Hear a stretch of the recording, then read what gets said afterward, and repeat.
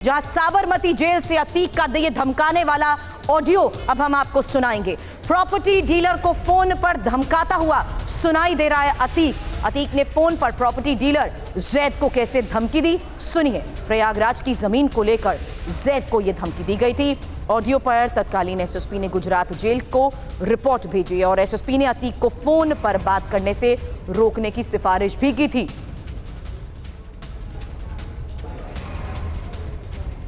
Hello. हाँ जैद। हाँ भाई। तुमको याद है कि तुम देवरिया हमसे मिलने आए थे? हाँ तो हमको मालूम था कि तुम आ रहे हो जी। और तुमसे हम बैठ के वहाँ बरामदे में मिले रहे ना, जहाँ जेलर से लोग बैठे थे। हाँ हाँ हाँ हाँ। तब तक हमारी कोई नियत नहीं थी तुमको पीटने की। हम खुद समझ रहे थे। जब तुम्हारा हमने हाव भाव देखा, तुम्हारा रवैया देखा, समझे जी। तो क्या सिर्फ तुम्हारे रवैया पे खिसियाएंगे हम। मतलब तुम नहीं सुन लो। हाँ हाँ। हम फिर कह रहे हैं हाँ हाँ कि तुम वही जैद हो जो हमसे पास आया और तुमको हम जमीन दे दिया रहा लाल बंगले के बिना पैसे हुए। हाँ हाँ हाँ हाँ। लेकिन तुम आबिद किया, शादी करने के बाद तुम्हारा दिमाग इतना खराब हो गया था, समझे कि नहीं? अब न तुम फोन उठा रहे हो, न तुम कायदे की बात कर रहे हो। अब 200 नंबर हमने मना करवाया कि तुम मत लिखवाना, लेकिन तुमने लिखवा लिया। तो ये क्या हरकत थी? मतलब तुम आबिदा को बर्बाद करना चाहते हो? नहीं नहीं, ऐसी बात नहीं भाई। 200 नंबर अगर लिखाई गई तो साबित, फरहान, सब लोग कही के सबको जानकारी में जमीन रजिस्ट्री हुई थी। कोई हमने अपने से नहीं लिखाई थी जमीन। नहीं नहीं, ये बताओ, हम आबिद फरहान से तो नहीं कहा रहा, तुमसे कहा रहा था कि मत लिखाना। नहीं, आपने तो हमसे नहीं कहा था भाई। अरे हमने नीलू से 4 मरतबा 10 मरतबा कहलाया तुमको। नीलू ने जब कहा था, जब रजिस्ट्री हो गई थी तब उसके बाद कहा था।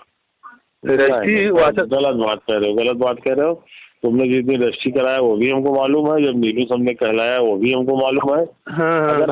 अगर हम तुमसे कह रहे हैं इतना काम कर रहे हो चारों तरफ, अगर हम तुमसे एक जमीन कह रहे हैं फर्स्ट नंबर मत कराना, तो चाहे फरहान कहा है चाहे आबिद कहा है, तुमने क्यों करा लिया? बता देते हो मना कर रहे हैं हमको। नहीं तो प्रधान कहें कि हम भाई से बात कर ले, भाई के सब में शेयर रही गया और कोई दिक्कत। प्रधान कहें ऐसा है कि भाई हम तुमका चाहे 1 लपड़ मारी, खाली 1 हाथ मारी, मगर भाई तुमका 1 हाथ मारा, समझो ना?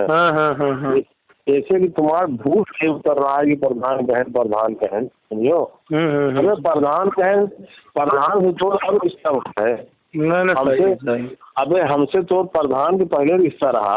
सही है, पहले से प्रधान से पहले रहा। सही है। तो ये ऑडियो आपने सुना, धमकी भरा ये ऑडियो। पुनीत हमारे सहयोगी इस वक्त हमें ज्वाइन कर चुके हैं। पुनीत, ऐसे कई सबूत थे जिसके आधार पर कानूनी शिकंजा अभी तक अतीक पर कसता जा रहा था, लेकिन अब हो रहे ये खुलासे बता रहे हैं कि कैसे जेल के अंदर बैठकर भी अतीक पूरी तरीके से ऑपरेट कर रहा था।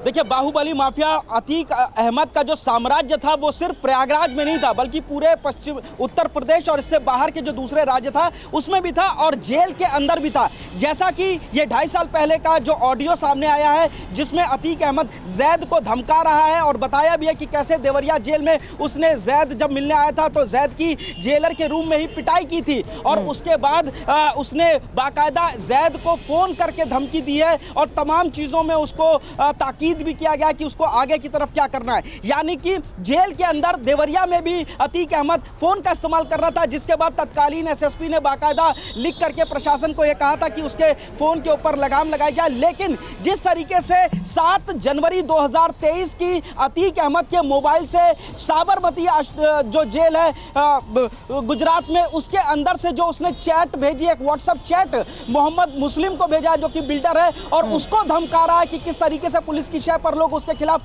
एफआईआर लिख रहा है और उसके जो बेटे हैं वो वकील या डॉक्टर नहीं बनेंगे। सीधा था कि या तो पैसे दो वरना अंजाम भुगतने के लिए तैयार रहो। यानी कि साबरमती जेल के अंदर भी बाकायदा मोबाइल फोन का इस्तेमाल कर रहा था और उसी मोबाइल फोन के जरिए ही उमेश पाल की हत्या की साजिश रची गई। सबसे बड़ी बात यह है कि 7 जनवरी की चैट के बाद ही जब उसको लग रहा था कि उसका रसूख कम हो रहा है, उसका डर कम हो रहा है, उसके बाद उसने उमेश पाल की हत्या की साजिश रची।